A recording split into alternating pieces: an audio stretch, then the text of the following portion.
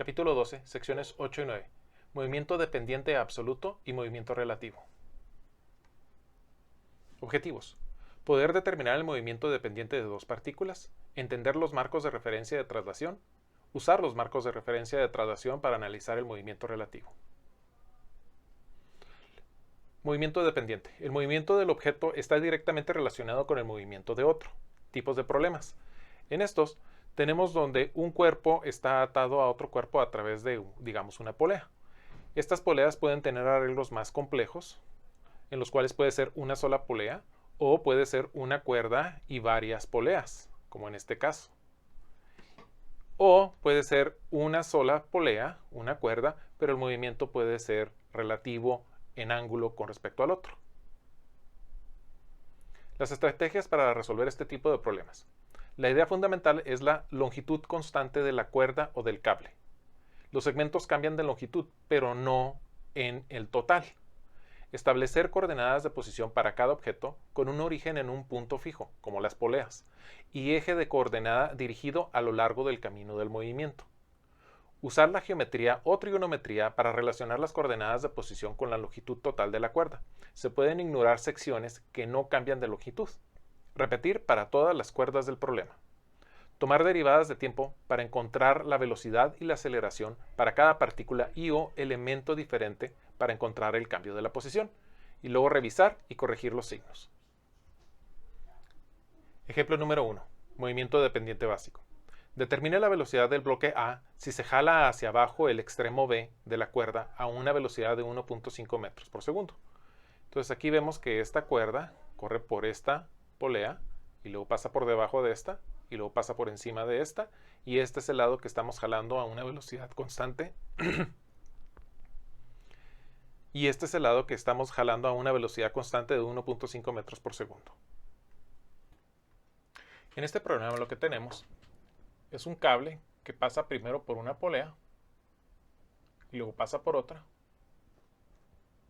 y luego pasa por una tercera y luego está conectado al cuerpo.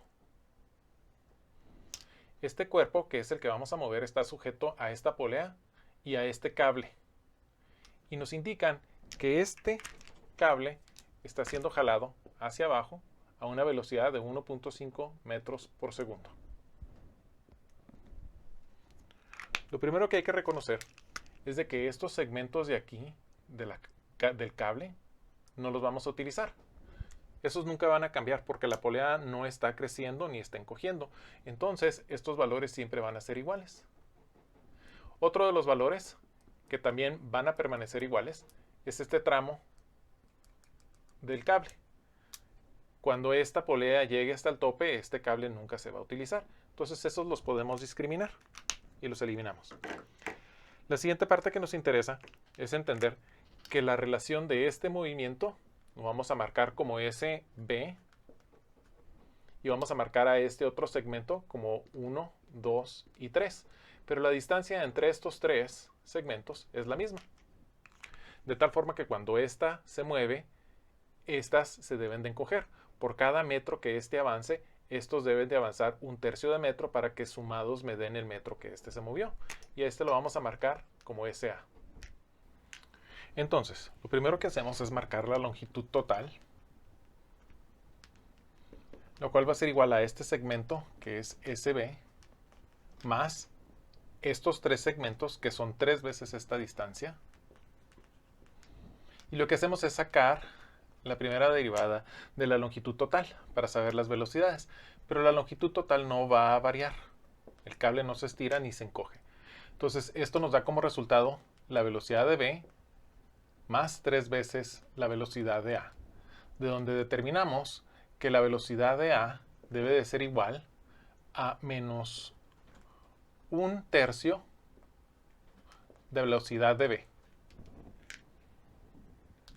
Y si entonces sabemos que la velocidad de B es 1.5 metros por segundo, entonces la velocidad de A será igual a 1.5 metros por segundo negativo entre 3. Entonces la velocidad de A va a ser igual a 0.5 metros por segundo. Y ese es el resultado que estamos buscando.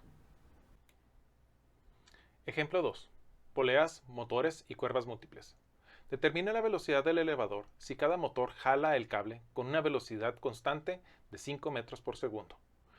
Aquí lo que tenemos es un cable que está jalado por este motor y otro cable que está jalado por este motor. Este cable pasa hasta llegar a esta polea que sube, pasa por esta polea y luego se sujeta a este herraje de la polea. Aquí está fijo. Esta otra polea empieza aquí, baja por esta polea, sube a esta polea y luego baja a conectarse con el elevador. El elevador está fijo en este punto y en estas dos poleas.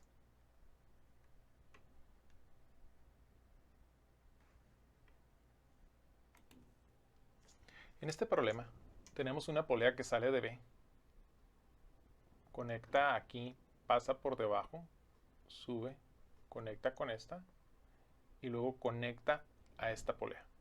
Tenemos otro cable que va de C, pasa por esta y luego le da la vuelta a esta y se conecta fijándose aquí.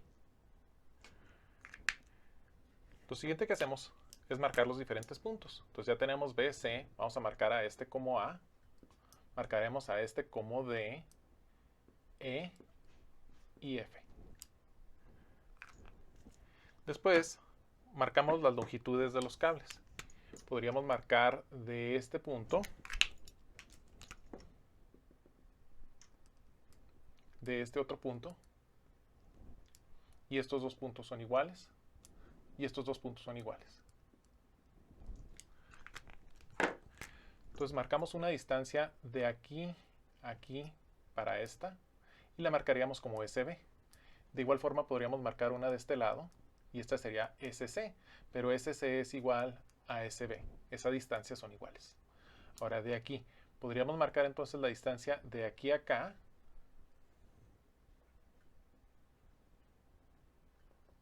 como SA, que vendría siendo igual a esta distancia de aquí. Luego, podríamos marcar esta distancia de aquí, marcarla de aquí a acá, de este eje a este eje, como SE. Y por último, podríamos marcar esta distancia de aquí como SF. Pero también podríamos decir que SF es igual a esta distancia de SA menos esta distancia, ¿no? SA menos SE. Vamos estableciendo las ecuaciones de las longitudes totales. Para la primera cuerda, tenemos que vendría siendo SB más esta distancia SA más esta distancia SA, entonces 2 veces SA, más esta distancia, que es SE. Derivando a esta, sabemos que el cable no se estira ni se comprime, entonces debe de ser igual a 0, su derivada. Nos proporciona las relaciones de las velocidades.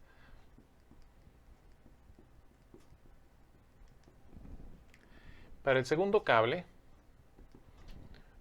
vemos que es SC, que dijimos que es igual a SB, entonces escribimos SB para reducir el número de ecuaciones, más esta distancia de SE, más 3 veces esta distancia, 1, 2, 3 veces esta distancia, que viene siendo SF, que habíamos dicho entonces que es igual a 3 veces SA menos SE. Entonces, sacando la derivada de esta longitud, sabemos que no se va a estirar ni se va a comprimir, entonces debe ser igual a 0. Y esto nos va a dar ahora la velocidad en B, más la velocidad en E, más 3 veces la velocidad de A, menos la velocidad de E. Pero aquí tengo 3 de estas y aquí tengo una de estas, entonces cuando despeje a la velocidad en B, esto me va a dar igual a menos 3 veces la velocidad de A más 2 veces la velocidad de E. Si de aquí entonces ahora despejo la velocidad de E, entonces tendría que la velocidad de E va a ser igual a menos la velocidad en B menos 2 veces la velocidad de A.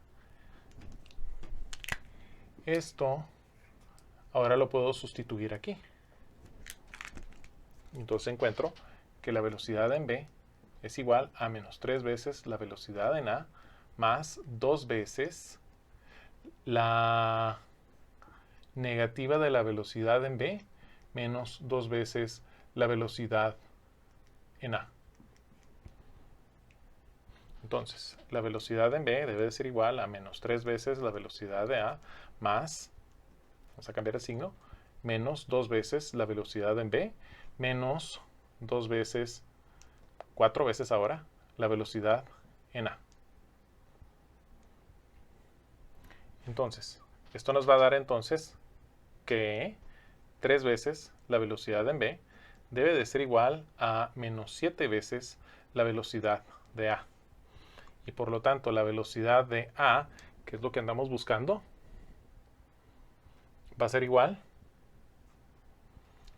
a 3 séptimos negativos de la velocidad en b.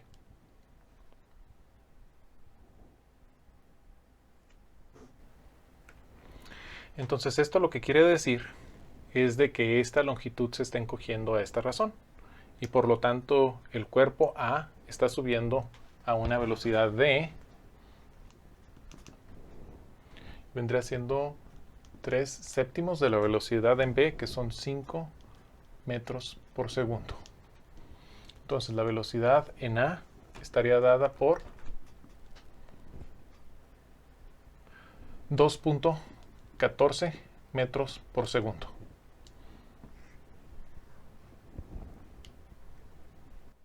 Si ahora queremos calcular las velocidades para los otros componentes, pues, por ejemplo, podríamos utilizar esta ecuación, que nos dice que la velocidad de E es igual a menos la velocidad de B menos 2 veces la velocidad de A.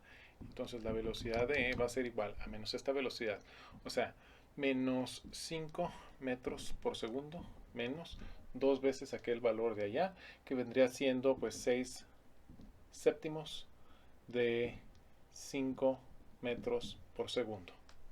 Entonces aquí la diferencia, vemos que nos quedaría que la velocidad en E es igual a menos 1 séptimo de 5 metros por segundo.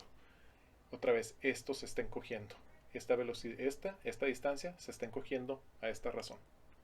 Ahora, si por ejemplo quisiésemos calcular, digamos, la posición de S, entonces SF es igual a SA, que me habíamos mencionado que es igual a 3 séptimos de 5 metros por segundo, menos esta distancia que tenemos acá, entonces más 1 séptimo, no se nos olvide el negativo, de 5 metros por segundo. Entonces SF quedaría como 2 séptimos de 5 metros por segundo. Negativo.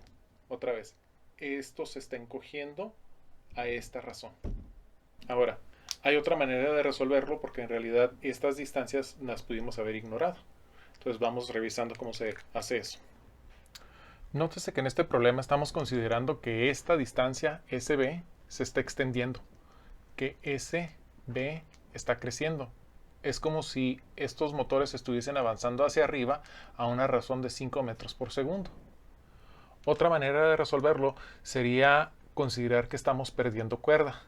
Entonces, escribiendo las ecuaciones para estas longitudes ahora vendrían siendo que la longitud del primer tramo vendría siendo igual a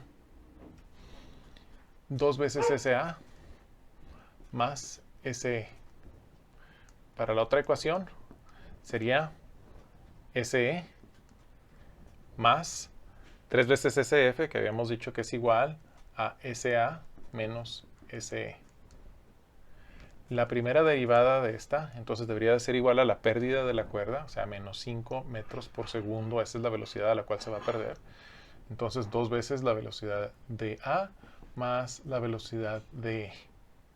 De aquí podemos despejar la velocidad en E, podríamos decir entonces que es igual a menos 5 metros por segundo menos 2 veces la velocidad en A. Esta, la primera derivada de esta ecuación, también debería ser una pérdida de menos 5 metros por segundo a esa velocidad, igual a la velocidad en E más 3 veces la velocidad en A menos 3 veces la velocidad en E. Esta y esta nos va a quedar entonces 2 veces negativo a la velocidad en E más 3 veces la velocidad en A, igual a menos 5 metros por segundo. Entonces, sustituyendo esto aquí adentro, nos va a quedar que es menos 5 metros por segundo es igual a 2 veces menos 5 metros por segundo más 4 veces la velocidad en A más 3 veces la velocidad en A. Esta. Sí, aquí estoy perdiendo un signo negativo. Entonces, pasando esto para el otro lado, nos va a decir entonces que es 3 veces menos 5 metros por segundo igual a 7 veces la velocidad en A.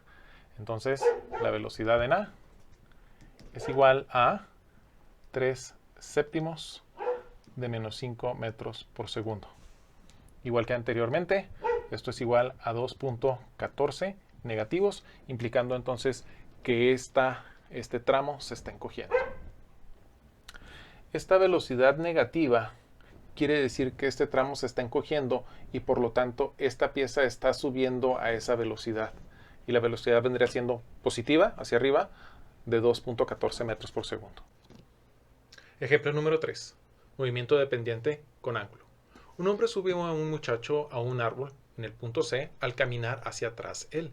El hombre inicia desde el reposo en esta posición y se mueve hacia atrás con una aceleración constante de 0.2 metros por segundo al cuadrado. Determina la velocidad del muchacho en el instante en que lleva esta distancia de 4 metros, ya sea de arriba o medido desde abajo. Desprecia el tamaño de la rama.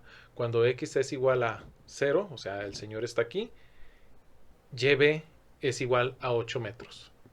Entonces, la cuerda mide 8 hacia arriba y 8 hacia abajo, 16 metros en total.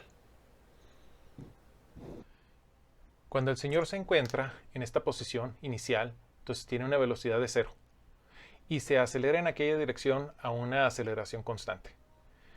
La altura del piso al árbol son 8 metros, entonces sube y baja la cuerda, entonces un total de 16 metros. Como se está moviendo en esta dirección, entonces esto siempre va a formar 90 grados. Entonces esto es básicamente un triángulo o rectángulo. Entonces, si esta la marcamos como la hipotenusa, para poderla recordar, cuando el señor se encuentra en la posición 0, tiene 0 de velocidad. Nos preguntan la velocidad del muchacho cuando él lleva 4 metros de altura, ya sea medido del árbol o medido del piso. Entonces, si esto mide 4, la cuerda mide 16, entonces esta distancia mide 12 metros. El señor se arranca de aquí desde reposo y avanza hacia atrás con una aceleración constante de 0.2 metros por segundo al cuadrado. Y nos preguntan la velocidad del muchacho. Entonces, lo primero que hay que reconocer es de que esta geometría siempre va a ser un triángulo rectángulo. Entonces, h, esta distancia, siempre va a ser igual a la posición que el señor tenga al cuadrado más los 8 metros al cuadrado. También, la longitud de la cuerda siempre va a ser h más esta distancia del muchacho. Y por lo tanto, la derivada de la longitud va a ser igual a 0, no se va ni a alargar ni a cortar. Y esto va a ser igual entonces a la velocidad del cambio de este tramo más la velocidad que precisamente lleve el muchacho. Ahora, la posición que el señor tiene en ese momento debe de ser igual, por ese triángulo rectángulo, a los 12 metros al cuadrado más los 8 metros al cuadrado. Por lo tanto, podemos determinar que la distancia del señor es de 8.94 metros. Ahora, para determinar las velocidades, vemos que la velocidad en h debe de ser igual a menos la velocidad del muchacho. Y de esta ecuación podemos nosotros determinar las velocidades. Si sacamos la derivada de esta distancia, entonces sería h, 2 veces h, por h' igual a 2 veces la distancia por la velocidad del señor. Esto queda igual a 0. De aquí entonces podemos despejar la velocidad de h, que vendría siendo 2 veces xa por la velocidad del señor, dividida entre 2 veces h. pero ya determinamos que esta h es igual a 12. Ahora, la velocidad del señor. Si parte desde el reposo, entonces esta es una ecuación rectilínea. Podemos decir que la velocidad del señor al final menos la velocidad inicial del señor debe de ser igual a 2 veces la aceleración constante multiplicado por el cambio en la posición, o sea, lo que vendría siendo xa menos el xa0. Este valor sabemos que es 0 porque lo estamos marcando desde el inicio y sabemos que la velocidad con la que inició el señor es igual a 0. Por lo tanto, la velocidad del señor debe de ser igual a la raíz cuadrada de 2 veces la aceleración multiplicada por la distancia recorrida. Entonces, la velocidad en A debe de ser igual a 2 veces 0.2 multiplicada por 8.94. Y nos queda entonces que la velocidad de A es igual a 1.89 metros por segundo. Sustituyendo los valores de la distancia recorrida por el señor y la velocidad del señor en esta ecuación, podemos entonces encontrar la velocidad de h, que debe de ser opuesta a la velocidad del muchacho. Entonces, la velocidad de este tramo vendría siendo dada por 8.94 metros multiplicada por 1.89 metros por segundo dividido entre 12. Entonces, como la velocidad del muchacho es el negativo de esto, entonces esto va a ser igual a menos 1.4 metros por segundo. Esto indica que este tramo se está encogiendo y para que eso suceda, entonces el muchacho debe estar subiendo a esta velocidad. Movimiento relativo. ¿Cómo es apreciado el movimiento de un objeto por un observador que también se mueve? Pues lo que hacemos es de que tenemos un marco de referencia inercial que no se está moviendo marcado como O, que observa a una persona que se está moviendo y tiene su marco de referencia que se mueve junto con la persona. Y esta persona en A ahora observa a otro objeto en B que también está en movimiento. Entonces, ¿cómo será el movimiento de B con respecto a A? Bueno, pues las ecuaciones nos dicen entonces que el vector de la posición relativa de B con respecto a A es igual a el vector de B con respecto a O menos el vector de A con respecto a O. Lo mismo se aplica para las velocidades, donde la velocidad relativa de B con respecto a A sería igual al vector de la velocidad de B menos el vector de la velocidad de A. Esto también se aplica para la aceleración. La componente de x de B con respecto a A vendría siendo la x de B relativa a A o la x de B como la observa alguien moviéndose con A. Métodos para resolver los problemas de movimiento relativo. Se hace una suma resta de vectores y no importa el sistema de coordenadas. El vector de la velocidad de A está dado por la componente de la velocidad de A en la dirección X multiplicada por el vector unitario Y, más la magnitud de la velocidad de A en la dirección Y multiplicado por el vector unitario J. Lo mismo se aplica para el vector de la velocidad de B. Entonces, la velocidad relativa de B con respecto a A vendría siendo los componentes de la X de B menos A multiplicados por el vector unitario Y, más los componentes de la velocidad en Y de B menos A multiplicados por el vector unitario J. Y aquí tenemos una representación gráfica, donde entonces la velocidad de B con respecto a A vendría siendo dada por la velocidad de B menos la velocidad de A. Para esto podemos hacer uso de varias técnicas de geometría, por ejemplo, las leyes de los cosenos y las leyes de los senos. Y aquí tenemos una representación de cómo funcionan estas ecuaciones. Ejemplo 4, de movimiento relativo. En el instante mostrado, los autos A y B viajan a las velocidades mostradas, uno a 20 km por hora y el otro a 65 km por hora. Si B está acelerando a 1200 km por hora al cuadrado, mientras que A mantiene su velocidad constante a través del giro, determine la velocidad y la aceleración de A con respecto a B. Nótese que A está girando alrededor de una curva que tiene un radio de giro de 100 metros y en ese momento forma 45 grados. Entonces, este problema nos da varios datos. Por principio de cuentas nos dicen que el auto B tiene una velocidad de 65 km por hora en este instante mostrado y que tiene una aceleración de 1200 kilómetros por hora al cuadrado también hacia enfrente.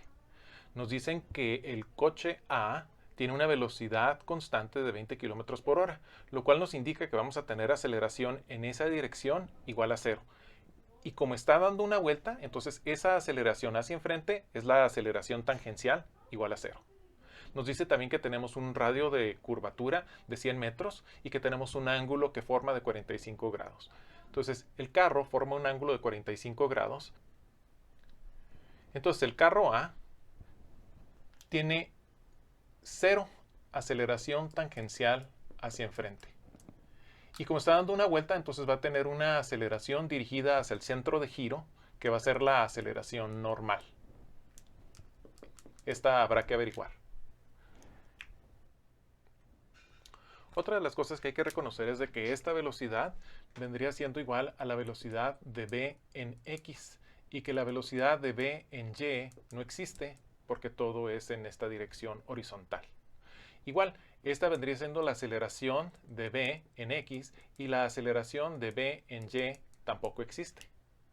Y nos están preguntando cuál es la velocidad relativa de a con respecto a b, lo cual en las fórmulas debería de ser entonces el vector de a menos el vector de b.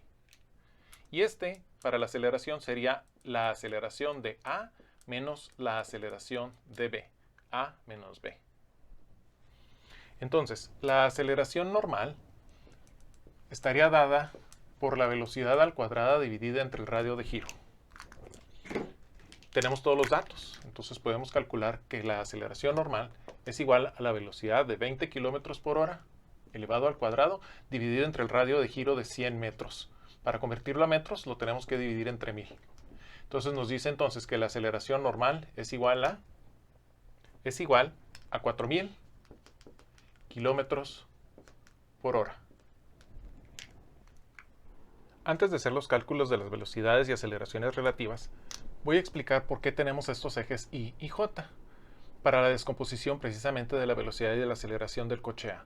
Estas son relativas al coche B y como el coche B se está moviendo solamente en esta dirección, entonces esta dirección la utilizamos como el eje principal para la descomposición de las aceleraciones y velocidades. Si este coche estuviese en un ángulo y nosotros insistiésemos en utilizar la horizontal, tendríamos que descomponer también las velocidades y aceleraciones del coche B. Pero de esta manera nos ahorramos la descomposición de los valores para este coche. Y solamente lo tenemos que hacer para el coche A. La velocidad en A estaría dada por la velocidad de 20 km por hora multiplicado por, si la velocidad va en esta dirección, entonces la descomposición será en esta dirección para x y entonces quiero seno de 45 grados y este va a ser negativo por los ejes que hemos escogido en la dirección y más porque va hacia arriba otra vez los 20 kilómetros multiplicados ahora pero por el coseno de 45 grados. La velocidad en b es exclusivamente 65 kilómetros por hora en la dirección y positivo. Entonces llevamos a cabo la resta, le cambiamos el signo. Esto vendría siendo igual a, es igual a 14.14 kilómetros por hora. Y esto va a ser igual, 14.14 kilómetros por hora. Entonces, al llevar a cabo la suma, encontramos que la velocidad de A relativa a B sería A menos B, me quedarían ahora 79 negativo 0.14 kilómetros por hora en la dirección Y, más 14.14 kilómetros por hora en la dirección J. Hagamos lo mismo ahora para las aceleraciones. La aceleración en A está dada por la aceleración normal descompuesta en estos grados. Entonces, si la descompongo en esta dirección, ahora voy a querer los 4000 kilómetros por hora al cuadrado multiplicado por coseno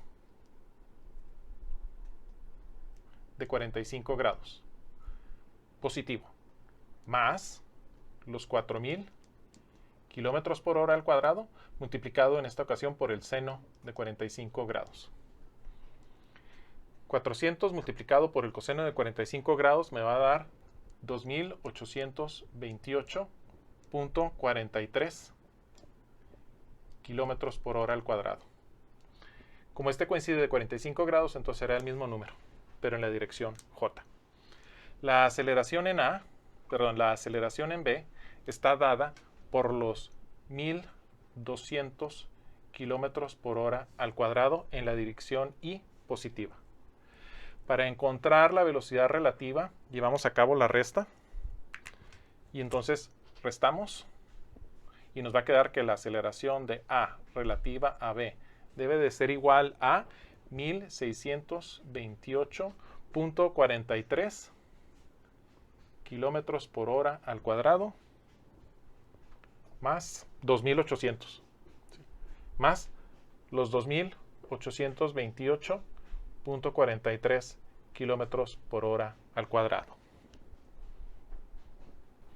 Y esa es la respuesta.